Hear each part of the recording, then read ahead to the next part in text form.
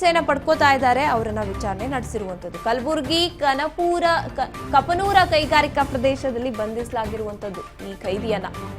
ಇನ್ನು ಮುಸ್ತಾನ್ ಸಾಗರ್ ನಾಪತ್ತೆಯಾಗಿದ್ದಾರೆ, ಇನ್ನೂ ಸಿಗ್ತಾ ಇಲ್ಲ.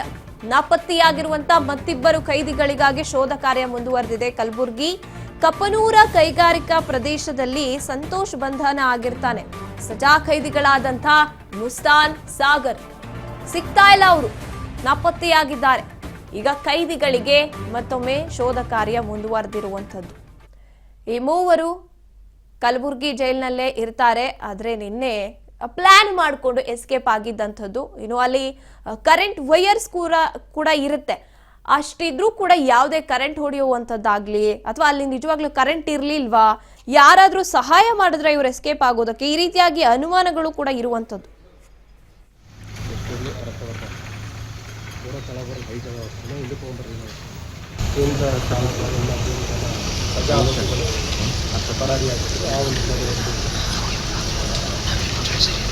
ರೈಲ್ವೆ ಅಧಿಕಾರಿಗಳು ನೀಡಿದ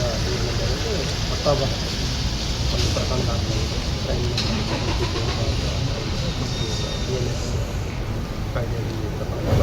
ಆ ಒಂದು ಪರಾರಿಯಾದ ನಂತರ ಯೂನಿಟ್ ನಗರ ಸ್ಥಳಕ್ಕೆ ಪರಿಶೀಲನೆ ಮಾಡಿ ವಿಶೇಷ ತಂಡಗಳನ್ನು ಮಾಡಿ ಅದಲ್ಲದೆ ಏನು ಇವರು ಪರಾರಿಯಾದ 3 ಜನ ಆರೋಪಿಗಳು ವಿವಿಧ ಪ್ರಕರಣಗಳಲ್ಲಿ ಭಾಗಿಯಾಗಿದ್ದು, 2 ಜನ ರೇಪ್ ಮತ್ತು ಪೋಕ್ಸೋ ಪ್ರಕರಣಗಳು, ಇನ್ನೊಬ್ಬರ ಮೇಲೆ ಕೊಲೆ ಪ್ರಕರಣದಲ್ಲಿ ಸಹ 3 ಜನ ಮೂಲತಃ ಬೀದರ್ನವರಾಗಿದ್ದು. ಹಾಗಾಗಿ ಕಲಬುರಗಿ ನಗರ ಪೊಲೀಸ್ ವತಿಯಿಂದ ಮತ್ತು ಈಶಾನ್ಯ ವಲಯದ DIG ಮತ್ತು SP ಕಲಬುರಗಿ, SP ಬೀದರ್ನಲ್ಲಿ, SP ಯಾರಿಗೆ ಎಲ್ಲರಿಗೂ ಕೂಡ ನಾವು ಇಂಟರ್ ಡಿಸ್ಟ್ರಿಕ್ಟ್ ಕೋಆರ್ಡಿನೇಷನ್ ಟೀಮ್ಸ್ಗಳನ್ನು ಮಾಡಿ ಕಾರ್ಯಾಚರಣೆ ಸ್ಟಾರ್ಟ್ ಮಾಡಿದ್ದೀವಿ.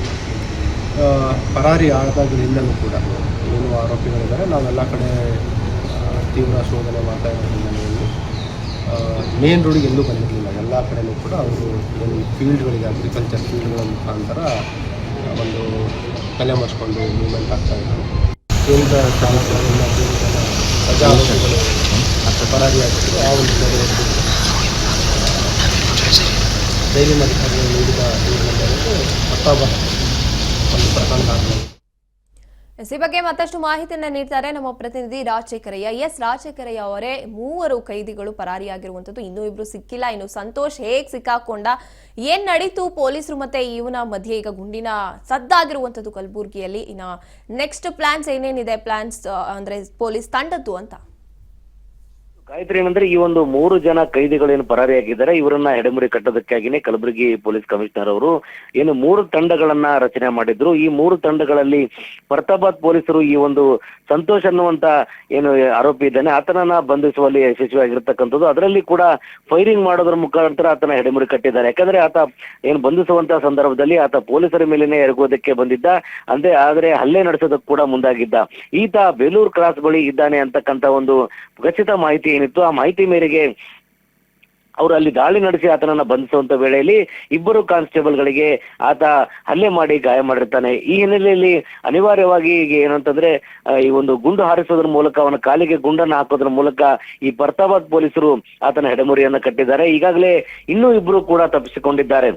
ಅಲ್ಲಿ CCTV ಪರಿಶೀಲನೆ ಕೂಡ ನಡೆದಿದೆ, ಯಾವ ಕಡೆ ಹೋಗಿದ್ದಾರೆ ಅನ್ನುವಂತ ನಿಟ್ಟಿನಲ್ಲಿ.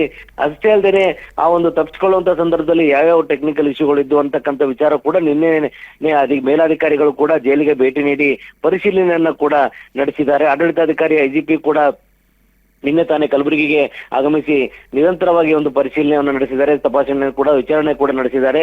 ಕಲಬುರಗಿ ಕಮಿಷನರ್ ಕೂಡ ಜೈಲ್ ತಪಾಸಣೆಯನ್ನ ಮಾಡಿ ಅಲ್ಲಿ ಯಾವ ರೀತಿ ಅವರನ್ನ ಹೆಡೆಮುರಿ ಕಟ್ಟಬಹುದು ಅನ್ನುವಂತ ನಿಟ್ಟಿನಲ್ಲಿ ಒಂದು ಪ್ಲಾನ್ ಅನ್ನ ರೂಪಿಸಿದ್ದಾರೆ. ಈ ನಿಟ್ಟಿನಲ್ಲಿ 3 ಗ್ಯಾಂಗ್ಗಳು ಏನು 3 ತಂಡಗಳೇನಿದೆ ಪೊಲೀಸ್ ತಂಡಗಳು, ಆ 3ರನ್ನ ಕೂಡ ಹೆಡೆಮುರಿ ಕಟ್ಟೋದಕ್ಕೆ ಮುಂದಾಗಿರ್ತಕ್ಕಂಥ. ಅದರಲ್ಲಿ ಒಬ್ಬ ಈಗ ಸಿಕ್ಕಾಕೊಂಡಿದ್ದಾನೆ. ಕಲಬುರಗಿಯ ಒಂದು ಬೇಲೂರು ಕ್ರಾಸ್ ಬಳಿಯಲ್ಲಿ ಇದ್ದಾರೆ ಅಂತಕ್ಕಂಥ ಮಾಹಿತಿ ಮೇರೆಗೆ, ಖಚಿತ ಮಾಹಿತಿ ಮೇರೆಗೆ ಏನು ದಾಳಿ ನಡೆಸಿದ್ರು. ಈ ವೇಳೆ ಒಂದು ಗುಂಡು ಹಾರಿಸುವಂತ ಪ್ರಸಂಗ ಕೂಡ ನಡೀತು. ಆತನ ಕಾಲಿಗೆ ಗುಂಡನ್ನ ಹಾಕೋದರ ಮೂಲಕ ಆತನ ಹೆಡೆಮುರಿ ಕಟ್ಟಿ ಈಗ ಸರ್ಕಾರಿ ಆಸ್ಪತ್ರೆಯಲ್ಲಿ ಆತನ ಚಿಕಿತ್ಸೆಯನ್ನ ಕೂಡ ನಡೆಸ್ತಾ ಇದ್ದಾರೆ. ಏನು 2 ಕಾನ್ಸ್ಟೇಬಲ್ಗಳು ಗಾಯಗೊಂಡಿದ್ರು, ಅವರನ್ನು ಕೂಡ ಕಲಬುರಗಿಯ ಟ್ರಾಮಾ ಸೆಂಟರ್ ನಲ್ಲಿ ಈ ಒಂದು ಚಿಕಿತ್ಸೆಯನ್ನ ಮುಂದುವರಿಸಲಾಗಿದೆ. ಇನ್ನುಳಿದ ಏನು 2 ಇದ್ದಾರೆ ಅವರನ್ನು ಕೂಡ ಅತಿ ಶೀಘ್ರದಲ್ಲೇ ಬಂಧಿಸುವಂತ ಪ್ಲಾನ್ ಮಾಡ್ಕೊಂಡಿದ್ದೇವೆ, ಅವರನ್ನು ಕೂಡ ಹಿಡಿಮಿಟ್ ಕರ್ತೇವೆ ಅಂತಕ್ಕಂತ ಸ್ಟೇಟ್ಮೆಂಟ್ ಅನ್ನ ಈಗಾಗಲೇ ಕಲಬುರಗಿಯ ಪೊಲೀಸ್ ಕಮಿಷನರ್ ಅಂತ ಡಾಕ್ಟರ್ ಶರಣಪ್ಪ ಎಸ್ ಪಿ ಅವರು ಕೂಡ ನೀಡಿರ್ತಕ್ಕಂಥದ್ದು. ಗೃಹ ಸಚಿವರ ಒಂದು ತವರು ಜಿಲ್ಲೆ ಕಲಬುರಗಿ ಆಗಿರೋದ್ರಿಂದ ಈ ಒಂದು ಇಲ್ಲೇ ಒಂದು ಘಟನೆ ನಡೆದ್ರಿಂದ ಈ ಒಂದು ಪ್ರಕರಣ ತೀವ್ರ ಸ್ವರೂಪ ಪಡ್ಕೊಂಡಿದೆ ಅಂತ ಹೇಳ್ಬೋದು. ಎಸ್, ಥ್ಯಾಂಕ್ ಯು ರಾಜಶೇಖರಯ್ಯ ನಿಮ್ಮೆಲ್ಲ ಮಾಹಿತಿಗಾಗಿ.